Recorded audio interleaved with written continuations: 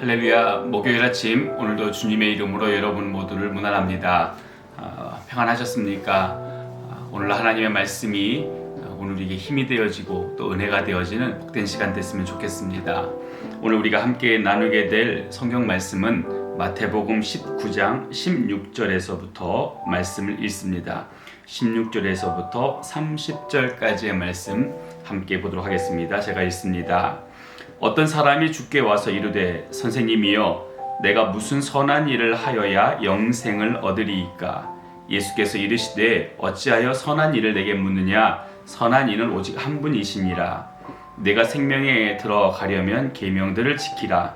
이르되 어느 계명이 오니까? 예수께서 이르시되 살인하지 말라, 간음하지 말라, 도둑질하지 말라, 거짓 증언하지 말라, 내 부모를 공경하라, 내 이웃을 내 자신과 같이 사랑하라 하신 것이니라.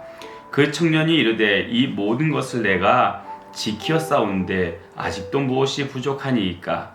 예수께서 이르시되 내가 온전하고자 할진대 가서 내 소유를 팔아 가난한 자들에게 주라. 그리하면 하늘에서 보화가 내게 있으리라. 그리고 와서 나를 따르라 하시니 그 청년이 재물이 많음으로 이 말씀을 듣고 근심하며 가니라. 예수께서 제자들에게 이르시되 내가 진실로 너희에게 이르노니 부자는 천국에 들어가기가 어려우니라. 다시 너희에게 말하노니 낙타가 바늘귀로 들어가는 것이 부자가 하나님의 나라에 들어가는 것보다 쉬우니라 하시니 제자들이 듣고 몹시 놀라 이르되 그렇다면 누가 구원을 얻을 수 있으리이까? 예수께서 그들을 보시며 이르시되 사람으로는 할 수 없으나 하나님으로서는 다 하실 수 있느니라. 이에 베드로가 대답하여 이르되 보소서 우리가 모든 것을 버리고 주를 따라 싸운데 그런즉 우리가 무엇을 얻으리이까? 예수께서 이르시되 내가 진실로 너희에게 이르노니 세상이 새롭게 되어 인자가 자기 영광의 보좌에 앉을 때에 나를 따르는 너희도 12 보좌에 앉아 이스라엘 12 지파를 심판하리라. 또 내 이름을 위하여 집이나 형제나 자매나 부모나 자식이나 전토를 벌인 자마다 여러 배를 받고 또 영생을 상속하리라. 그러나 먼저 된 자로서 나중되고 나중된 자로서 먼저 될 자가 많으니라. 아멘. 오늘 우리가 읽은 본문 너무도 잘 알고 있는 본문이죠.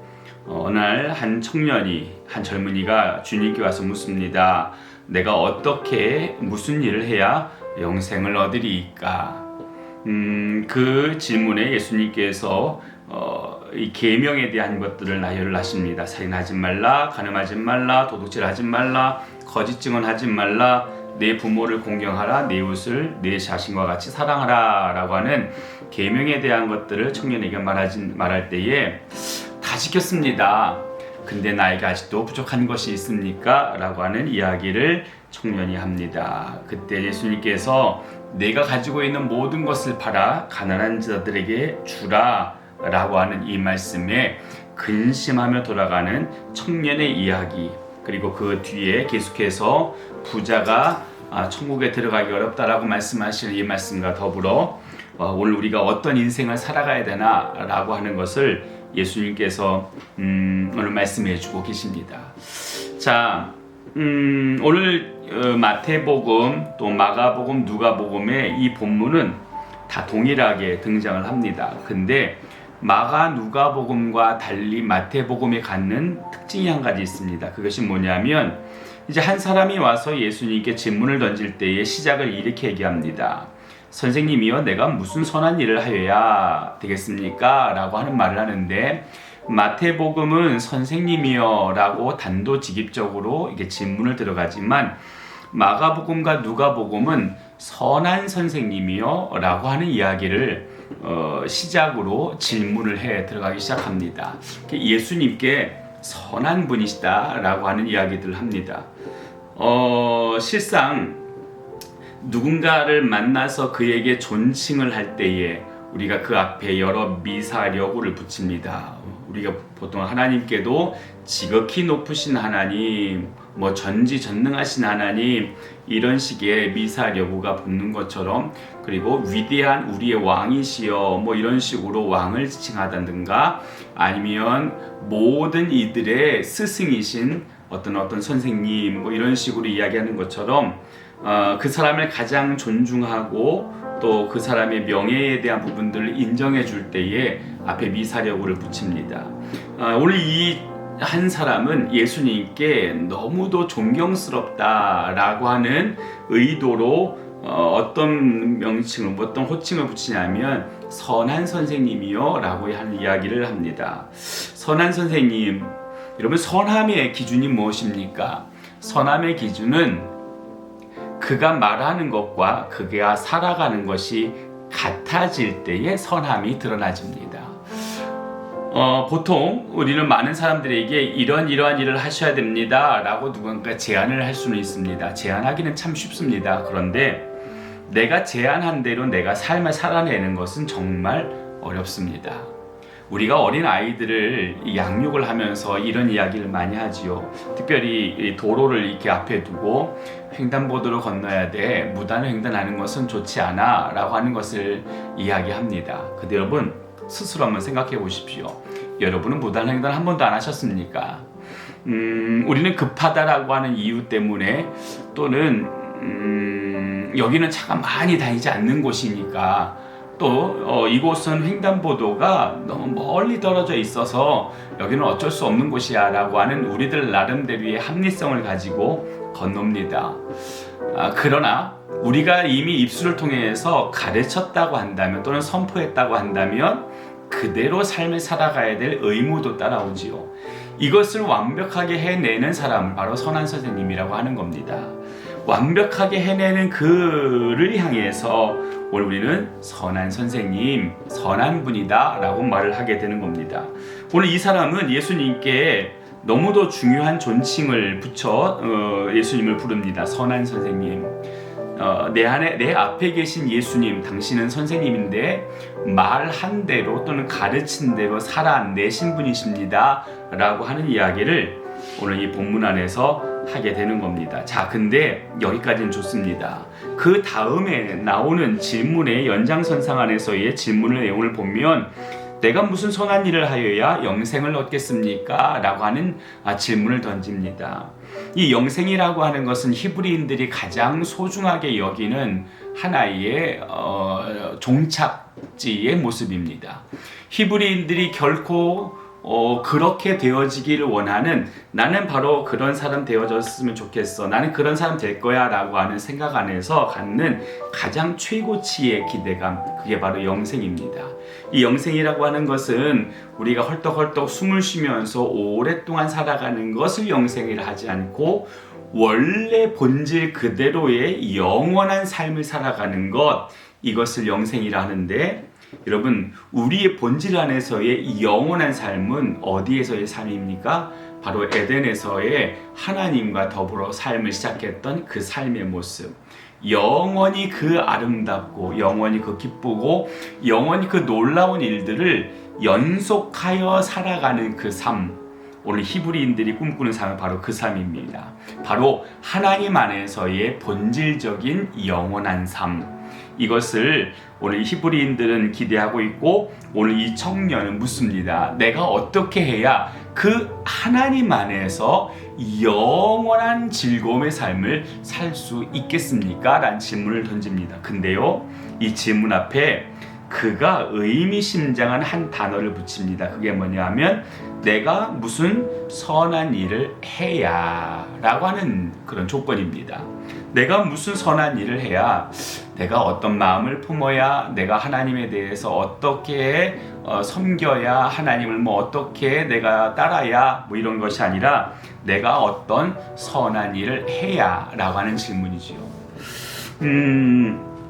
이 질문을 이해하려면 히브리인들이 갖는 인생이라고 하는 그림자를 조금 들춰볼 필요가 있습니다. 왜냐하면 선한 일이라고 할 때 일이라고 하는 것, 어떤 작업의 능률 또는 행위라고 하는 것, 결과물이라고 하는 것, 히브리인들은 이런 생각으로 이것들을 이제 마음에 둡니다. 그것은 할 수 있는 자만이 그 일을 할 수 있어 라고 하는 겁니다. 할 수 있는 자만이 그 일을 할 수 있어. 다시 말하면 우리나라 옛날 속담에 이런 속담이 있죠.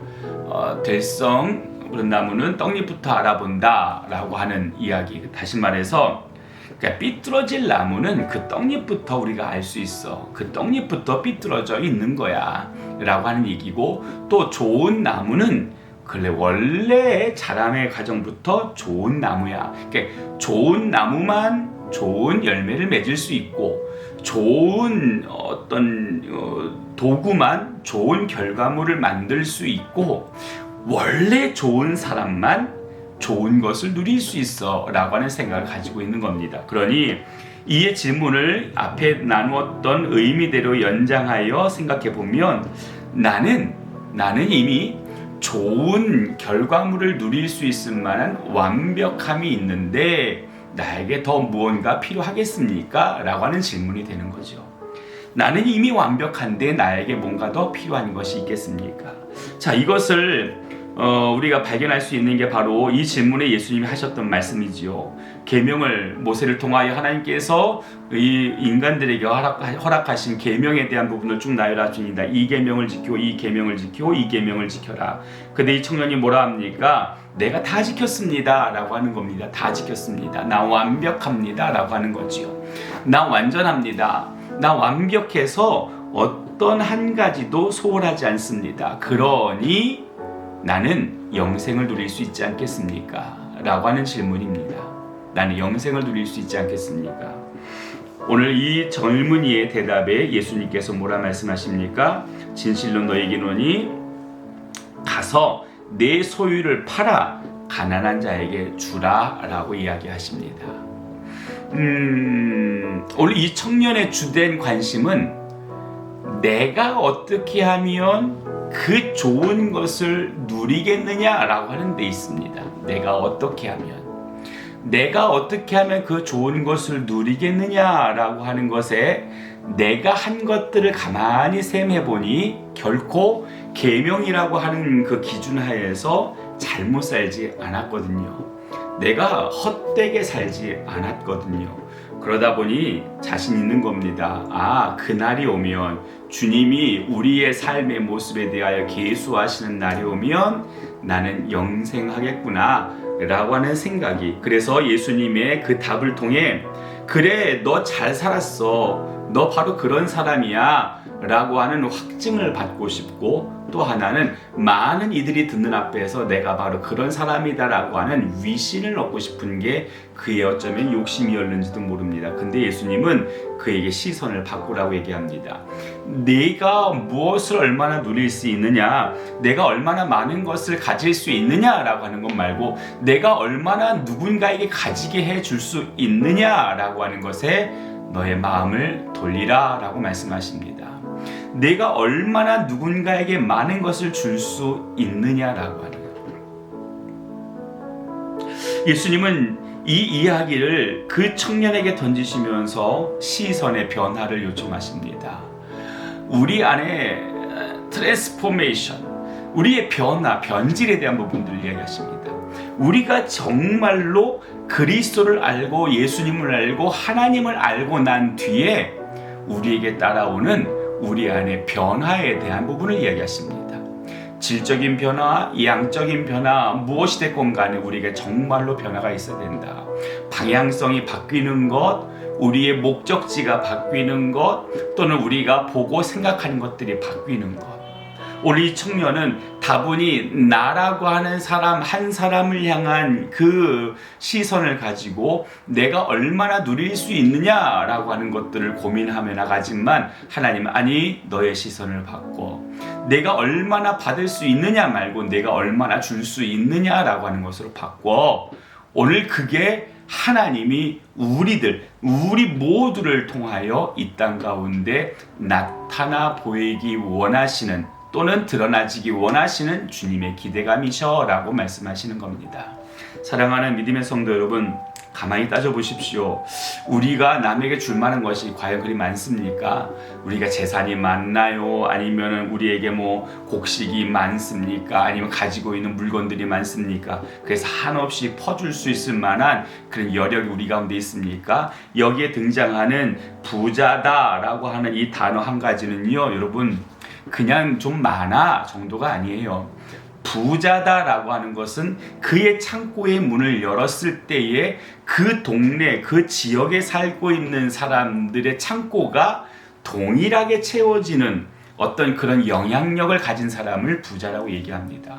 부자의 창고를 열었습니다. 열었더니 그것이 흘러가서 다른 사람들의 창고에 채워지는, 그리고 부자도 역시 그 충남으로 인해서 어려움 당하지 않는 그 정도의 사람을 부자라고 합니다. 우리가 과연 그런 부자인가요? 아니요, 우리는 그렇게까지는 부자는 아니지 않습니까? 그럼에도 불구하고 하나님 우리에게 요청하시는 것이 있습니다. 내 안에 줄 것이 있다. 내 안에 나눠줄 것이 있다. 너가 무엇을 더 받고자 하는 자의 자리에서 누군가에게 줄 수 있는 자의 자리로 자리를 이동해라 라고 말씀하십니다. 우리가 줄 수 있는 가장 큰 것이 무엇입니까? 우리가 누군가에게 나눌 수 있는 가장 큰 것, 그것은 바로 생명입니다. 우리 안에 예수 그리스도께서 우리에게 주신 생명입니다. 영생입니다.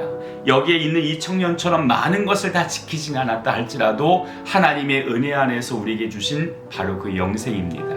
그 영생이 차고 흘러 넘칩니다.